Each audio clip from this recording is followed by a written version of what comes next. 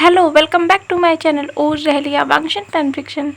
अगर आपको मेरी स्टोरी पसंद आए तो मेरे चैनल को please like share and subscribe जरूर कीजिएगा। चलिए तो देखते हैं कल के पार्ट में हमने क्या देखा था। कल के पार्ट में हमने देखा था कि विचांसे ने उन सभी गार्ड्स के बॉस को शूट कर दिया था। ये देखते ही कि विचांसे ने उनके बॉस को शूट कर दिया है, सभी गार्ड्स ने विचांसे के ऊपर गन पॉइंट कर दिया। शॉली चिल्लाया डैड। शॉली के सारे सोल्जर्स ने विचांसे के ऊपर गन पॉइंट कर दिया। शॉली दौड़ते हुए अपने डैड की तरफ आया। उसने विंग को छोड़ दिया था, उसे ज़मीन में ढकेल दिया था विंग को। विंग बैठ के रोने लगा था। उसने अपने कानों को बंद कर लिया था क्योंकि विंग बहुत ज़्यादा डर गया था। शॉली ने अपने डैड को बॉडी को उठाया और कहा डैड डैड आप मुझे ऐसे छोड़ के नहीं जा सकते, आप मुझे ऐसे छोड़ के नहीं जा सकते। मौका देखते ही मिस्टर वेन ने उस गार्ड के हाथ से बंदूक छीन लिया जिसने उसके ऊपर गन पॉइंट किया था और उन सभी गार्ड्स को शूट कर दिया जिसने विचांसे के ऊपर गन पॉइंट किया था। इससे एक तरह की वॉर शुरू हो गई थी। सभी आपस में लड़ने लगे। कांसे सेरेन दौड़ के विंग के पास गए और उसे संभालने लगी। विंग ने अपने मॉम को हक कर लिया था। कांसे सेरेन को ये डर था कि विंग की कहीं पैनिक अटैक शुरू ना हो जाए, इसीलिए वो विंग को संभाल रही थी। और यहाँ विचांसे, मिस्टर वैन, मिस्टर नीये सभी उन सोल्जर से लड़ रहे थे। वो सोल्जर उन सभी के ऊपर लगातार फायरिंग कर रहे थे, पर ये सभी कम कहाँ थे, ये सभी बैक फायरिंग कर रहे थे। उन्हीं की बंदूकों को छीन कर वो सभी लड़ रहे थे। किसी को तो लड़ना था। और सभी बच्चे अपने ज़मीन पे बैठ गए थे और अपने कानों को उन्होंने बंद कर लिया था।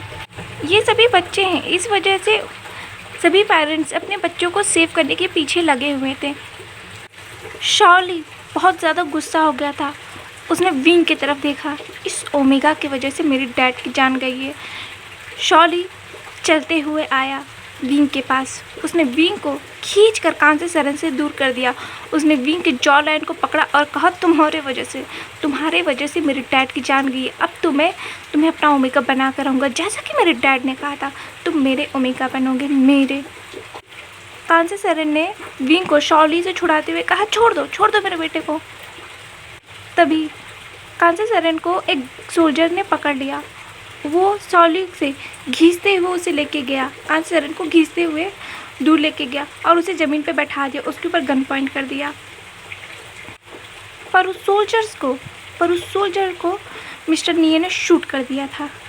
पर अचानक से मिस्टर नीये ने के पीछे एक और गार्ड आ गया। वो उनसे लड़ने लगे। उनका ध्यान कांसे सेरेन से हट गया। कांसे सेरेन दोबारा शॉली के पास गई। शॉली ने उसे धक्का दे दिया। उसने उसे शॉली को अपने बेटे से छोड़ने के लिए कहा, लेकिन शॉली ने नहीं छोड़ा।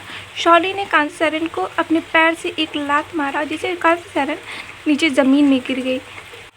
शॉली विंग को पकड़े हुए था। उसने कहा तुम तो मेरे ओमेगा बनोगे। विंग कहा छोड़ो मुझे, छोड़ो, लीव मी। विंग शॉली से खुद को छुड़ाने कर रहा था। वो उससे छुड़ा नहीं पा रहा था। वो एक ओमेगा था, वो कैसे एक अल्फा से छुड़ा लेता खुद को। विंग कह रहा था लीव मी प्लीज़, छोड़ो मुझे मॉम। पर विंग खुद को छुड़ा ही नहीं पा रहा था। शॉली विंग के कमर पे हाथ रखा। शॉली ने विंग के कमर पे हाथ रखा और उसने कहा नहीं, मैं तुम्हें नहीं छोड़ूंगा। शॉली विंग को टच करने लगा। बहुत अजीब तरीके से विंग को बहुत डिस्गस्टिंग फील हो रहा था। वो उसे टच कर रहा था। कांसे सेरेन ने देखा वो अल्फा मेरे बेटों को टच कर रहा है। कांसे सेरेन बहुत गुस्सा हो गई तो उसने कहा छोड़ो मेरे बेटों को। पर शॉली उसे बार बार धक्का दे रहा था। शॉली के धक्का देने की वजह से कांसे सेरेन के बहुत ज़्यादा उसके हाथों में पैरों में चोट लग गई थी। और शॉली विंग की माँ के सामने ही उसे टच कर रहा था। कांसे सेरेन की ओमेगा मदर बहुत ज़्यादा गुस्सा हो गई थी। वो उसका ओमेगा देख रहा था कि उसके बेटे को वो ऐसे ये अल्फा टच कर रहा है। जब शॉली ने दोबारा कांसे सेरेन को धक्का दिया था तो उसके हाथों पे एक चीज़ टकराई थी।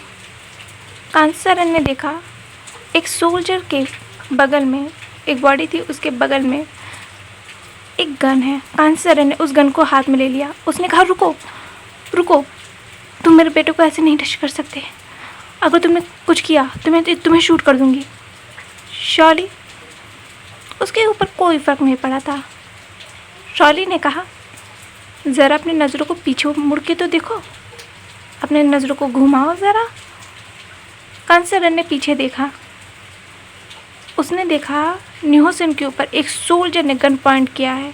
उस सोल्जर ने कहा, put your hands down, gun down रखो, गन्स डाउन करो, वरना मैं इस लड़के को शूट कर दूंगा।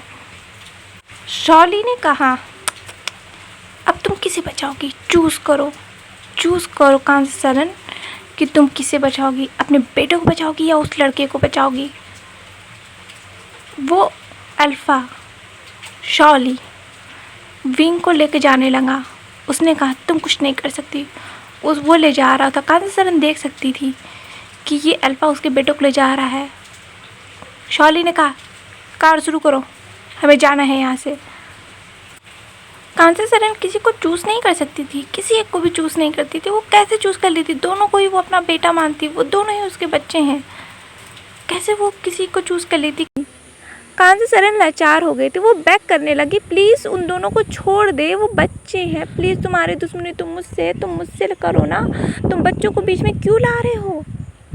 वो 15-18 साल के बच्चे हैं, तुम उन्हें बीच में ला रहे हो, प्लीज़ छोड़ दो उन्हें। कांसेरन रोने लगी। पर इस पर्सन को, शॉली को ज़रा भी तरस नहीं आया कांसेरन पे। वो विंग को खींचते हुए लेके जा रही थी। कांसेरन ने ये देख नहीं पाई। उसकी मदर ओमेगा उसके ऊपर हावी हो गई। उसके हाथ में जो गन थी, उसने न्यूसेन को, जिस पर्सन ने पकड़ा था, उसे शूट किया और डायरेक्ट दोबारा शूट किया शॉली को। शॉली वहीं ज़मीन पे गिर पड़ा। शॉली और उस सोल्जर को शूट करने के बाद कांसेरन दौड़ के विंग के पास गई और उसे हक कर लिया। कांसेरन विंग को संभाल रही थी। आज कांसेरन के हाथ काँपे नहीं थे। पहली बार उसने किसी पर्सन को मारा है, जान से मारा है। आज उसके हाथ काँपे नहीं। उसके हाथ भला कैसे काँपते हैं? इस सिचुएशन में भला उसके हाथ कैसे काँपते हैं जब वो उसकी बच्चे के ऊपर, जान के ऊपर पड़ी है। एक माँ अपने बच्चे के लिए कुछ भी कर सकती है, किसी की भी जान ले सकती है। ये बात सच है। कांसेरन विंग को संभाल ही रही थी कि उसके कानों में एक गन शूट की आवाज़ गई। उसने उस तरफ देखा तो उसने चिल्लाया, नहीं है। कांसेरन ने देखा मिस्टर नीये ज़मीन पे गिर पड़े। न्यूसेन ने चिल्लाया, नहीं। मिस्टर नीये तो कांसेरन को बचाना चाहते थे, कांसेरन और विंग को बचाना चाहते थे, जिस चक्कर में वो मारे गए। न्यूसेन दौड़ के उनके पास आया और उन्हें पकड़ लिया। कहा, डैड आपको गोली लग गई, डैड आपको गोली लगी है। कांसेरन मिस्टर नीये के पास जाना चाहती थी पर वो जा नहीं पा रही थी। विंग काँप रहा था। ये सिचुएशन देखिए, उसके लिए बहुत बहुत वर्स्ट सिचुएशन थी ये। विंग की तो रूह काँप गई थी। ये सिचुएशन देख के वो बहुत काँप रहा था। कांसेरन विंग को संभालने लगी पर उसकी आंखें मिस्टर नीये से हटी नहीं। जिस पर्सन ने उसे बचाने के लिए अपनी जान पे खेल गया, जो पर्सन उसे बचाने के लिए अपनी जान पे खेल गया, उसकी आंखें उस पर्सन से हट नहीं रही थी। न्यूसेन पे डैड से रोते हुए कह रहा था, डैड आपको गोली लगी है, डैड आपको गोली लगी है। उसके अल्फाज लड़खड़ा रहे थे। मिस्टर नीये के पास अब खड़े होने की भी ताकत नहीं थी। वो ज़मीन में बैठ गए। न्यूसेन ने अपने डैड को खड़ा करते हुए कहा, डैड आपको हॉस्पिटल ले जाना होगा, खून निकल रहा है डैड, खून निकल रहा है, आपको हॉस्पिटल ले जाना होगा। मिस्टर नीये ने कहा, नहीं न्यूसेन मेरी बात सुनो, तुम्हें यहाँ से जाना होगा, ले जाओ अपने दोस्तों के साथ, ले जाओ उन सभी को यहाँ से। हम इन्हें रोक नहीं पाएंगे, हम बहुत कम हैं, तुम यहाँ से जाओ यहाँ से। न्यूसेन वहाँ से जा नहीं रहा था। न्यूसेन ने अपने डैड के उस चेस्ट पे हाथ रखा जहाँ पे से ब्लड निकल रहा था। जहाँ से ब्लड निकल रहा था।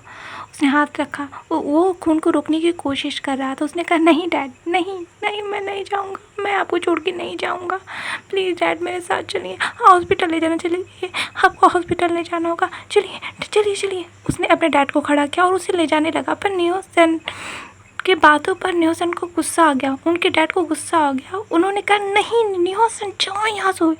उन्होंने नियोसन को धक्का दे दिया, पर नियोसन ने फिर से अपने डैड को थाम लिया क्योंकि उसके डैड गिरने वाले थे।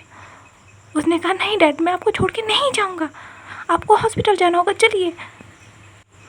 मिस्टर निये ने खुद से नियोसन को धक्का दे दिया और उसे एक ज़ोरदार स्लैप खींच के मारा। नियोसन ने अपने फेस पे एक तेज स्लैप फील किया। नियोसन ने अपने गालों पे अपने हाथ को रख दिया। नहीं, उसे ये दर्द नहीं हुआ। उसे दर्द ये नहीं हुआ कि उसके डैड ने उसे मारा। उसे तो दर्द ये हो रहा है अपने डैड की ये कंडीशन देख के। उसने इस बात को कहा नहीं, उसने कहा नहीं, मैं नहीं जाऊँगा यहाँ से। नियोसन के डैड ने उसके कॉलर को पकड़ लिया और कहा नियोसन यहाँ से जाओ, जाओ यहाँ से, अपनी जान बचाओ, मैं कह रहा हूँ यहाँ से जाओ, मुझे छोड़ दो, मुझे छोड़ दो डैड, मुझे छोड़ दो डैम इट, जाओ यहाँ से, जाओ। आखिरी बार इस बाप की तो बात सुन लो, आखिरी बात। तुम मेरी बात कभी क्यों नहीं सुनते हो? इस बार मेरी बात को सुन लो, मैं नहीं कहूँगा फिर कुछ। शायद नियोसन जानते हैं, नियोसन शायद इसी वजह से उनकी बात नहीं सुन रहा है कि इस बार अगर उसने अपने डैड की बात सुन ली तो दोबारा वो अपने डैड की कोई बात सुनने के लिए शायद उसके डैड जिंदा नहीं रहेंगे। अपने डैड की बात सुनने के लिए उसके कान तरस जाएंगे। इसी वजह से नियोसन वहाँ से नहीं जा रहा। तो वो जानता है क्या हो जाएगा अगर वो यहाँ तक चला जाएगा। पर उसके डैड ने उसे धक्का दे दिया। उसके डैड ने उसे धक्का दे दिया और कहा जाओ नियोसन, अगर तुम नहीं गए मैं ज़िंदगी में तुम्हें कभी माफ़ नहीं कर पाऊँगा, जाओ यहाँ से। ये बात सुनकर नियोसन के आँखों में आंसू आ गए। उसके पैर लड़खड़ा गए, पर उसके डैड ज़मीन पे गिर पड़े। वो जाना चाहता था अपने डैड के पास, पर उसके डैड ने कहा नहीं नियोसन जाओ यहाँ से, आखिरी बार मेरी बात सुनो प्लीज़, पैक करता हूँ, जाओ यहाँ से।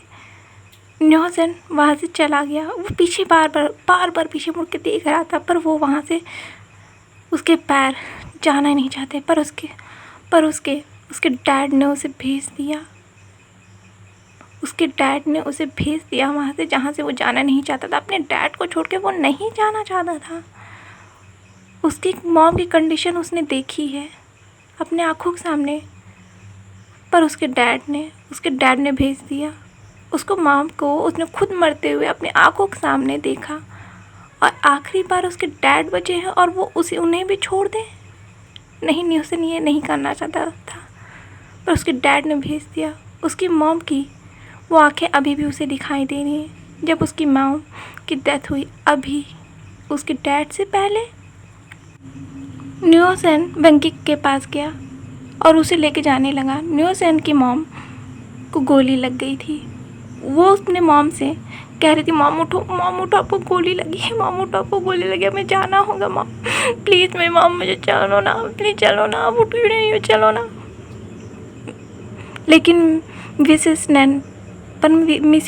वैन वहाँ से जा नहीं रही थी। वो तुम वेनिन को और वेंचिन को भेज रही थी कि तुम जाओ दोनों यहाँ से, तुम दोनों यहाँ से जाओ, प्लीज़ यहाँ से जाओ, मेरी बात सुनो। उनके पास शब्द नहीं थे कहने के लिए, क्योंकि वो बोल ही नहीं पा रही थी। उनकी आवाज़ लड़खड़ा रही थी, उनसे शब्द नहीं निकल रहे थे। वो कितने मुश्किल से उन शब्दों को वो कह पा रही हैं वेंचिन जानती है। इसलिए वो चाहती थी कि अपनी मॉम को हॉस्पिटल ले जाना, पर वो ले जा नहीं जा रही थी, वो नहीं ले जा पा रही थी। उसकी मॉम उसे ले जाने नहीं दे रही थी।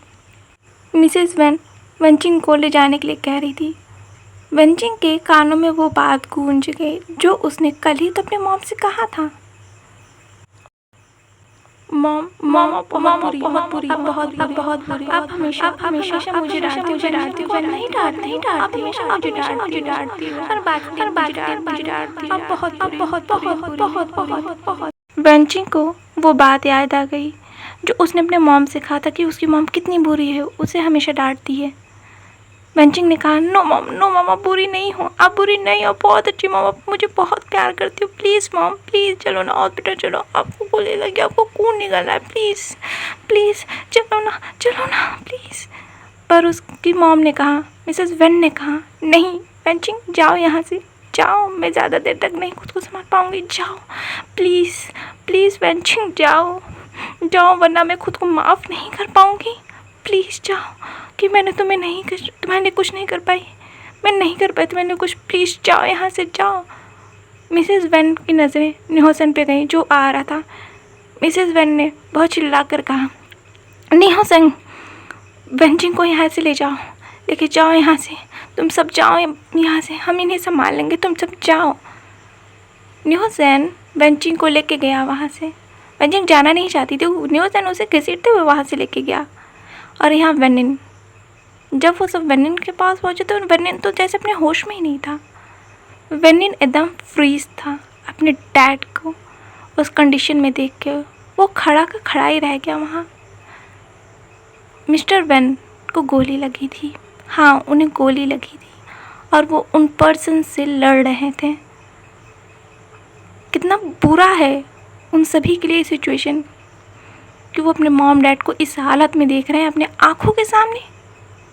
बहुत बुरी सिचुएशन थी। कितनी हार्श रियलिटी है ना, एक पर्सन दूसरे पर्सन को मारने से पहले एक बार भी नहीं सोचता।